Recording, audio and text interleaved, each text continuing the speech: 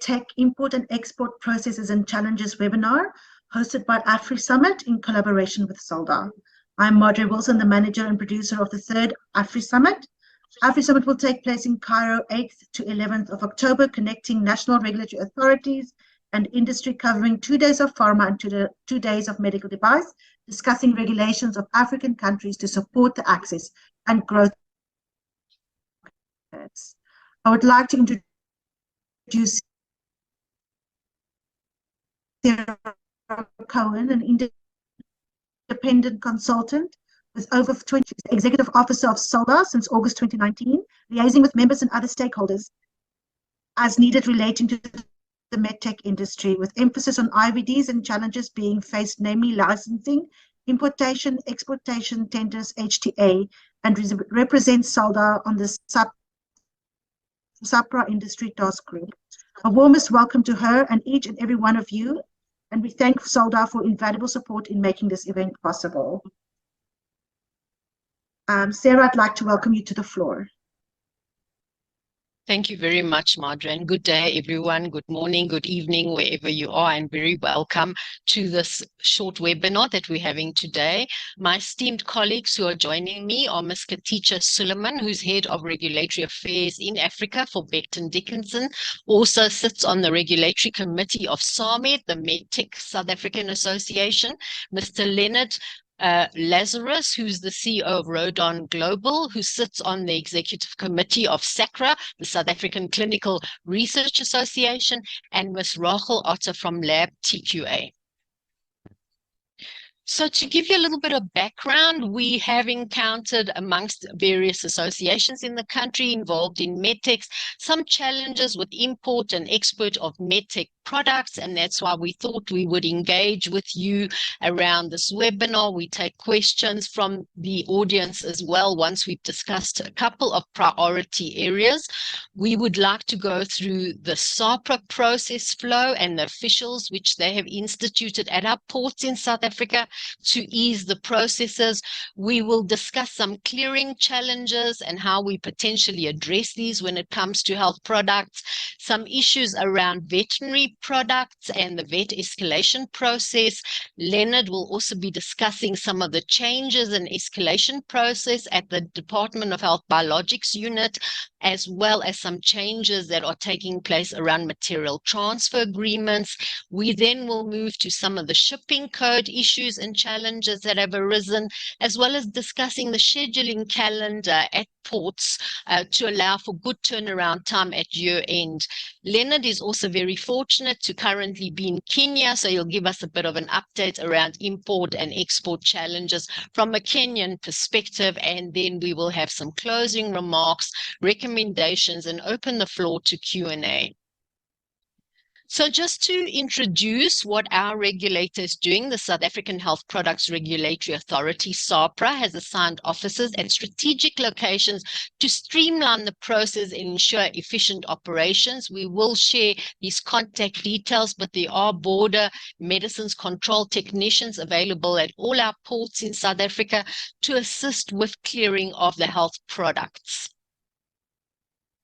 And then we are also sharing the SAPRA process flow. There are more details around this on their website if you do need this. But obviously the paperwork needs to be handled by the port officials, and these are handed to them by the importer agent, usually from SARS. SAPRA will then assess the documents for completeness. The requirements are that there should be a valid Section 22C medical device license, and there should be a product listing as well. The importer is usually the medical device or IVD license holder. And the process involves assessing the invoice to verify the medical device or IVD class on the license, to verify the class with medical device guidelines, or contact the medical device unit if they have any queries. And if all are in order, then to release the products within 24 hours of confirmation. I would just now like to open the floor to our colleague, Ms. Rachel Otter, to just discuss some clearing challenges that she has encountered in her work in the medical device and IVD industry. Rachel, over to you. Thank you, Sarah. So yeah, there's numerous challenges that we experience in getting our products cleared. I think one of the most prominent challenges is the turnaround time for our products to get cleared. As I've previously been noted through Port Health that if something needs to be cleared through SAPRA, then they say that it will take additional time. So it's not always clear what that time is, because it can sometimes range from 1 to 2 days to 5 or 10 days. So it would be good to have a better understanding of how long this is supposed to take to clear. And then I also seem to experience quite a bit of communication. I don't know if there's a lack of communication or just miscommunication between Port Health and the courier or the clearing agents. Because often when you try to follow up with the clearing agents, then they would tell you that they can't follow up with Port Health yet. They've got 10 days to clear the samples. So it would also be good to understand what is the turnaround time for Port Health to clear the samples, and how quickly should we get feedback, because it seems like some of the clearing agents just don't follow up until the turnaround time have elapsed that they seem to think they've got. And then also, I was wondering, we used to have a process with the clearing agents where we pre-cleared our samples. We would send all the documentation and everything in advance, and then we would be able to submit everything while your shipment is coming in. And it seems like that process has totally gone away, which is probably with the introduction of SAPRA and so on. So I'm wondering, is there still a process like that? Because currently it seems we need to wait until the document is requested and then only submit it. So yeah, that's some of the challenges that we've got. Thanks very much, Rachel. I think I'd like to open the floor to Leonard, who's been in the courier industry for many years, for his perspectives around the clearing and challenges, and how we can perhaps give some recommendations on how addressing these. Leonard, over to you. Thanks, Sarah. I think just to add to what Rachel is saying there on the challenges of clearance, I think it's more for communication between clearing agent and Port Health. Port Health is always there. And I think it's also, it goes around the next topic we're going to discuss about HS codes and how the clearance process is actually being handled. And those are where some of the delays are coming in. We're seeing the same challenges in Kenya as well. So it's more communication between the clearing agent or the transporter or the courier and Port Health. Great. Thanks, Leonard, for your insights there. Perhaps I can hand back to you now to just discuss the escalation process for the Department of Health permit applications. We are aware of changes, so maybe you can talk us through that. I have put a diagram here showing the escalation process, but maybe you can give us a bit of insight on how the process has changed recently. Thank you, Leonard. Thank you, Sarah. So the department has actually restructured themselves with additional staffing to actually turn around biological permits for import and export within 21 working days. And we see that system working. And if they've sent me an escalation process, which we see up on the screen there, if you do not get your permits within that time frame, they've given us an escalation process to go to the first person. And if you don't hear from them within 24 hours, then you go down the line. And at the bottom of it, it actually ends with the Minister of Health, with Dr. Joe Paulo, if you don't get your response. So they are trying to be very proactive and keep to the tight timelines, which we see is working. But on the back of that, they've also, 2 months ago, sent out the new application for import and export. So they will only process the permits on those applications. Any old application that comes through, they will not process it. They will be right back to you and they'll say they're not processing it. So, and the normal process follows, they want a copy of the ethics, a copy of the current MTA, and the new MTA is still being worked on, hasn't been come into effect yet. And we did see a few people already using the new MTA. Yet it's not approved, but they're using the Department of Health MTA, and we're seeing it work as well. So once that MTA is finalized, obviously that will be then published in Gazette and say this is the MTA and this is the process. Great. So Thank that's you so in, much, Leonard. Yeah, thank you very much for that. So just to add on the MTA, there was a working group convened by SACRA, the South African Clinical Research Association, to give comments on the material transfer agreement, and comments are allowed up to the 30th of September.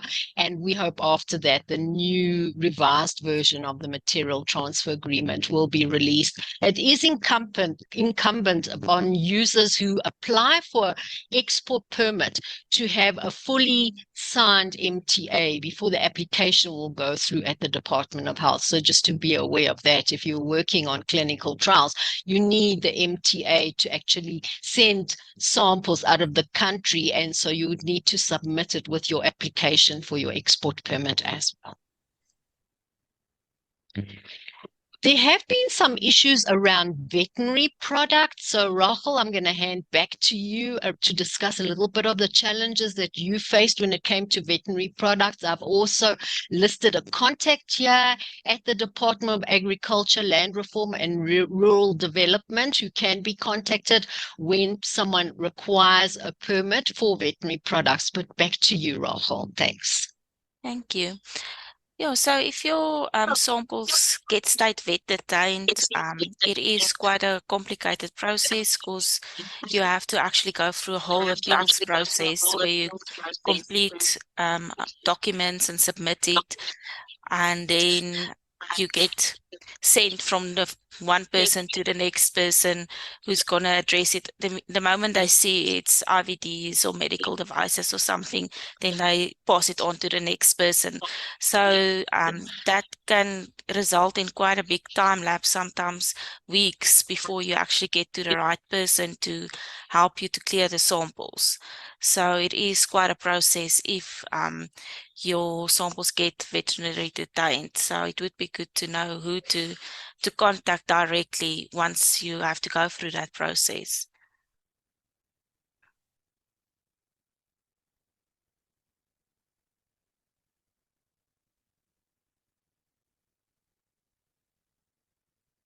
Thanks, Rachel, for that insight.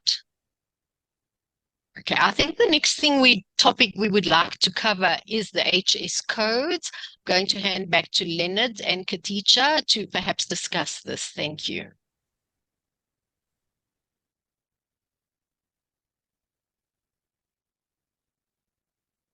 yeah, I think, Sarah, on the HS codes, and to everyone, I think Katicha will also mention it as well, is, the HS code starts with a unique 6-digit number, and then you've got the last 2 digits that identifies with the local requirements of what the devices are. And what we're finding is sometimes the last 2 digits is not the correct one. That's why you're getting a lot of stops. We found that with Kenya as well this morning. I sat with the Poisons Board who actually regulates that. And it's mostly got to do with the entity being framed with the incorrect HS code. So the HS code is an harmonized customs code that's used globally. And then obviously you've got the country regulation where you have the last 2 digits will change according to whichever country it is. So those are the problems that's with the HS codes, and that's where the delays are coming in. Right back to what Rachel was saying about delays with port out and with stops. That's purely because of HS codes. You want to add to that? I'd like to, Katicha, please, let's hear from you. If you have any additional insights around this. Yes, it's actually difficult to know in advance which codes are problematic. And that's when you reach a point where it's already at port and then it's being flagged by SARS especially, and additional requirements are being asked. So in South Africa, we sort of have other legislation that may impact your products. Like, for example, NRCS, when you're looking at large equipment, you may actually fall into really odd regulations like non-proliferation of arms and nuclear products. So it really differs what they can flag you for, depending on those 2 sub-digits that Leonard was talking about. And so then you get caught up in this cycle of trying to actually have your exemption applications, trying to convince SARS what the intended purpose is, share IFUs, indicate, ask for exemption from these various different other regulations that may impact.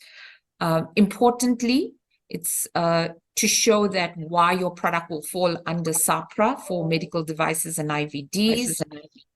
It might also impact, for example, if you've got a radiation control license for electromagnetic devices.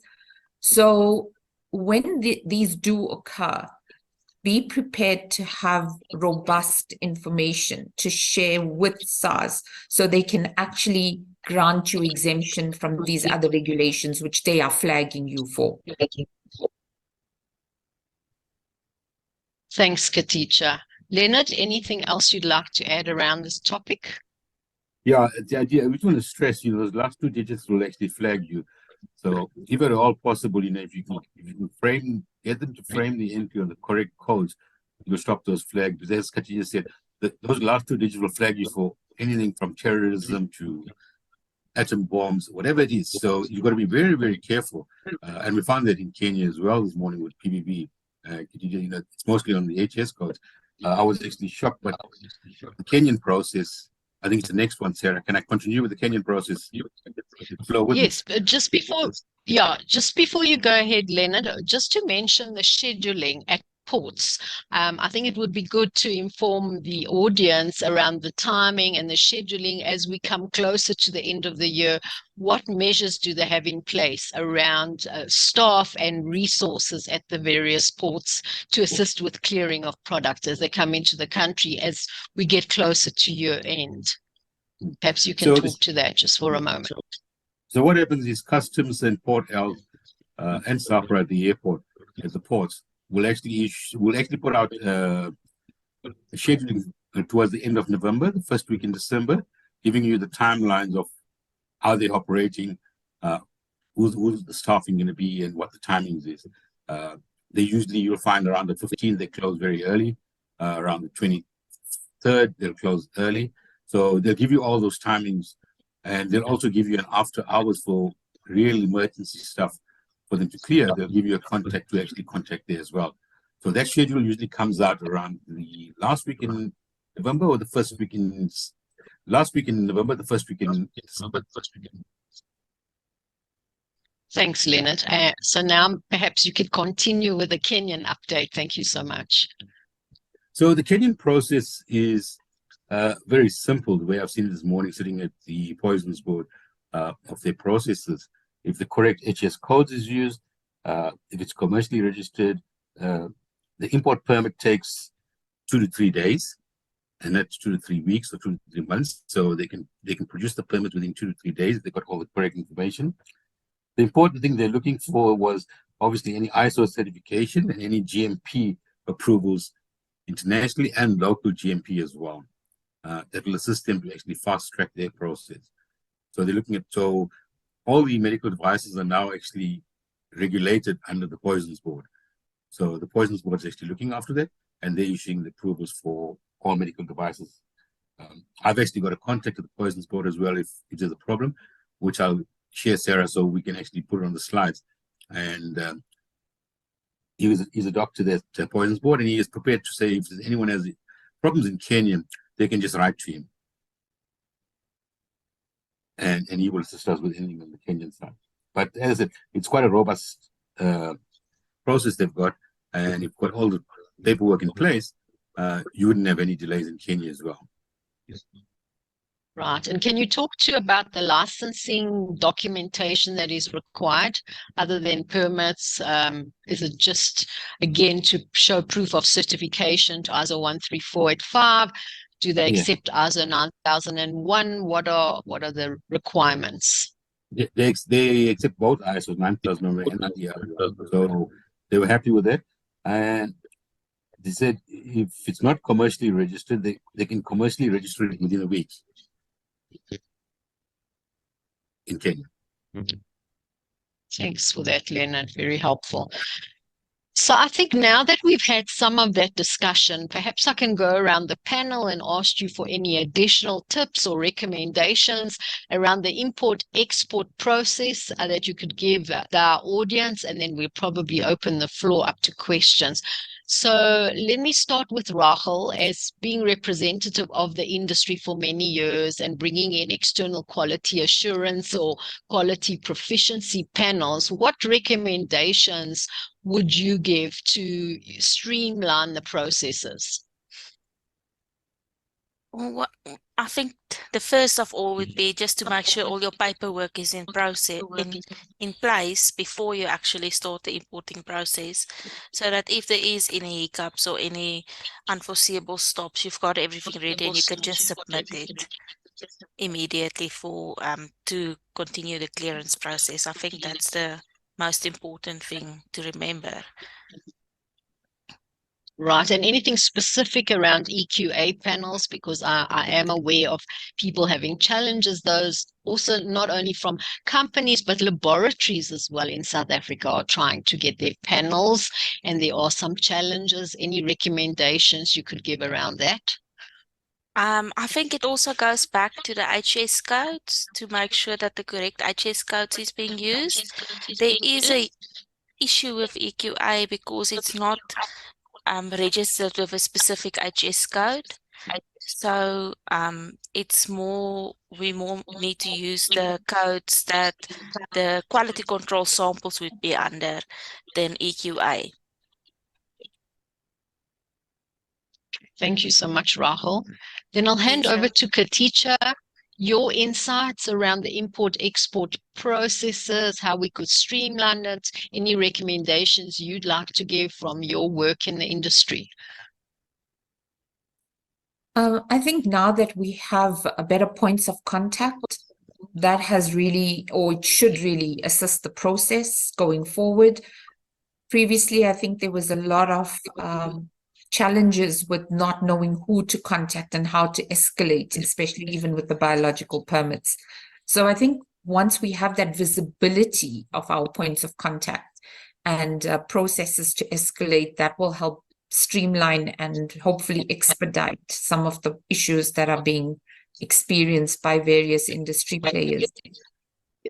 On the topic of when you do experience challenges at port, I agree with Rachel that, having the right documentation in place to be able to quickly respond and appropriately respond, I think is critical. So having good knowledge and access to your products and access to this information would be quite critical for a quick turnaround time. So you don't end up with it sitting at port for a long time and incurring additional charges and issues. Thanks, Katicha. And Leonard, back to you. Any specific recommendations you could give how your clients per se could assist you as the courier when it comes to successful clearance of products at the ports? Yes, Sarah, I think we're just going back to what Katicha and Rachel said is, having that documentation well prepared in advance, your products, and by then you can actually establish your HS codes. You can actually tell the shipping country to put that HS code for you on the customs invoice, because that makes it very easy from a customs point of view when it comes into the country. When they frame that entry, they will use the right HS code. What happens is when there's no HS code, the clearing agent will just use a generic HS code, and that's where your stops are coming in, and that's where the stops are coming in Kenya as well. Right. And perhaps, Leonard, you can give us some insights around vaccine and bringing those into the country. I know you were involved with that during COVID. Any specific recommendations around vaccines and bringing those into South Africa? Any challenges or recommendations you could give? I think it is not so much of challenges. Again, it comes to actually knowing the vaccines, knowing the product, knowing what HS codes you're going to use, speaking to the appropriate departments as well, especially when it comes to vaccines and you've got a short lifespan and you've got a short turnaround in temperature, is liaising with those departments. You give the heads up to customs, you give the heads up to Port Health and SAPRA at the airport. They know when this is coming in, and when it comes in, you have a very smooth process of clearance on the same day of arrival. I think it's If you wait the last minute and then you try and get to them, then it doesn't happen. And we're seeing the same in Kenya as well, and also in Ethiopia. Ethiopia is doing a lot of vaccines at the moment as well. And so we're seeing the same process. You know, if you actually communicate with the right stakeholders at the ports, you wouldn't have a problem. They'll review, then they will normally review your documents up front in some cases, and even they will actually pre-approve it for you, so you don't have to wait. Once the product arrives, you can actually then clear it and deliver it immediately. Thank you. So I think it all boils down to documentation and taking good care with the paperwork. And as Katicha mentions, I think our streamlines of processes are a lot smoother now with the port health officials from SAPRA at all of the different ports. So we can share all of that information with the audience who are interested. Sure. But perhaps we can open up the floor and take any questions. I'm not sure, Madra, if there are any questions. Hi, everyone. Just wanted to just state that we will have the questions once you are done with your presentation. So, Ms. Sarah Cohen, you can just carry on, and then we can move on to the questions in the end for the Q&A section. Please proceed. Yeah. Yes, I think we've come to the end of our discussion with the key areas that we had earmarked, you know, would be good focus areas, Robbie. So we're happy to take questions on any of the Sure. topics or anything in additional at this point. Thanks. Of course, of course. So, Madre, just right to you. If there is further questions, please, just can you provide them to Ms. Sarah?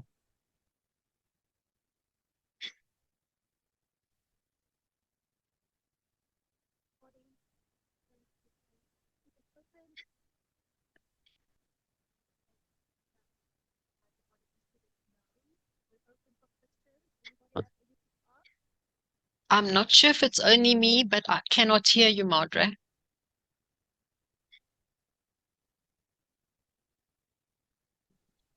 So everyone, just a notification.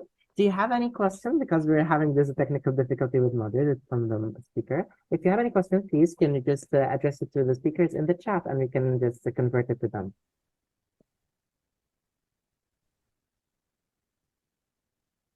Okay, we're waiting for the questions.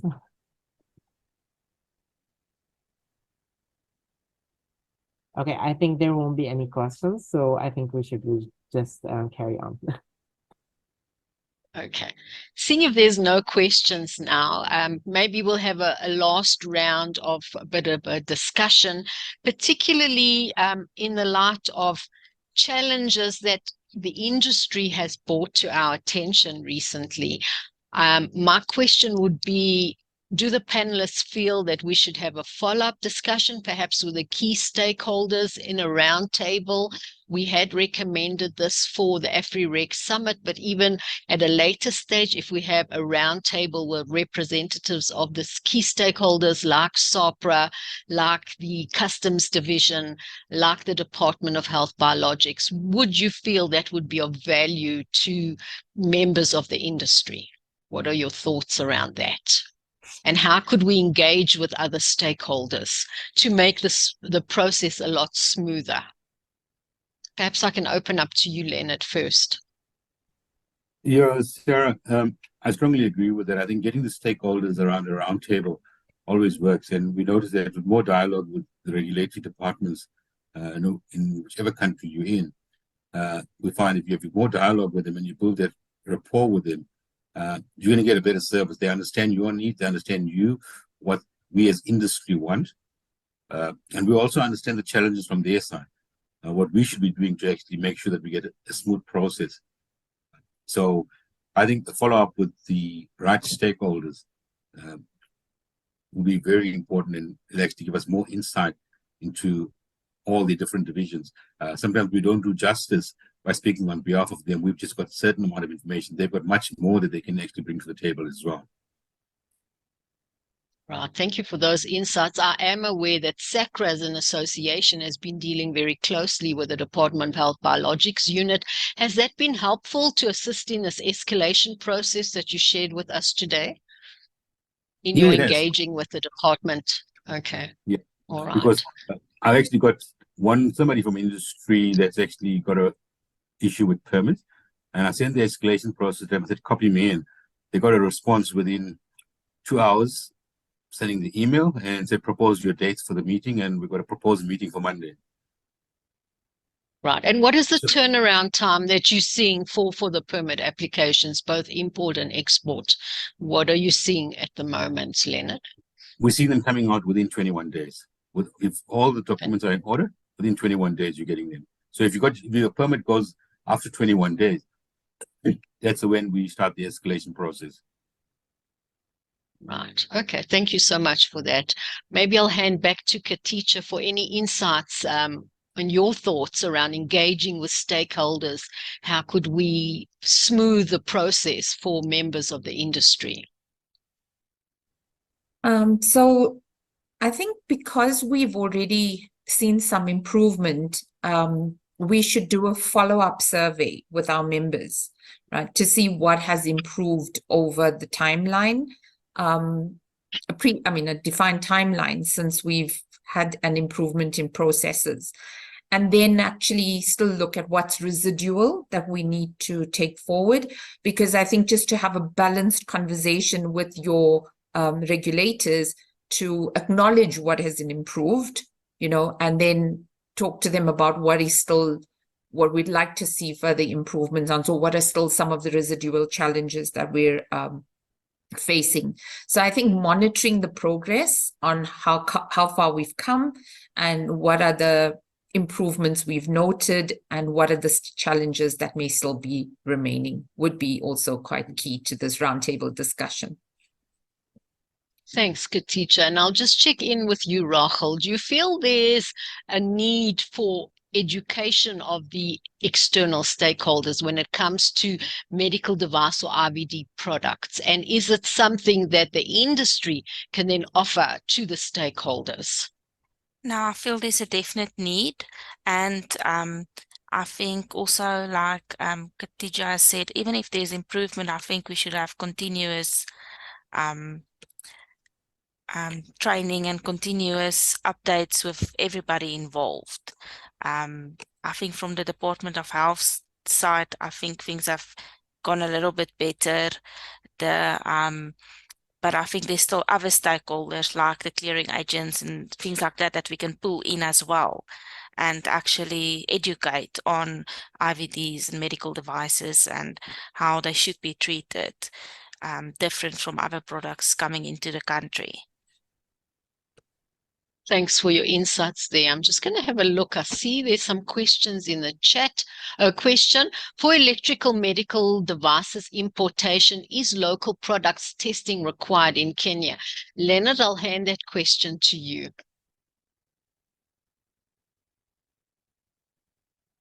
Yes, it is, Sarah. That was one thing that came up this morning, that local testing is required for anything electrical. Okay, I hope that answers the question in the chat. Otherwise, you can raise your hand if you require more clarity.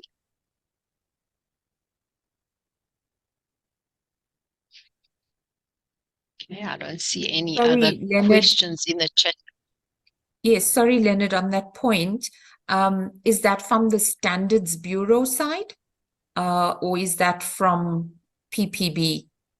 Would that be the Kenya Bureau of Standards requirement? Yeah, that's KBS. Yeah, it's from the Kenyan Mm. Bureau of Standards side. Okay. It's not from PBB. Yeah. Okay, and I think maybe just for Raja who raised this question, it will also depend on the PVOC process, right? That's involved, because you have A, B, and C streams. If you're Yes. on an A or a B, then yes, your local testing will be mandatory. If you're on a C, then you would have pre-certification of your products to fast track, but they would still be subject to random inspections or random testing, from what I understand. So it would also depend on what stream you're using for your pre-export verification of conformance. Yes. Thanks, Katicha, for those insights. Are there any last comments from any of the panelists? I don't see any more questions in the chat.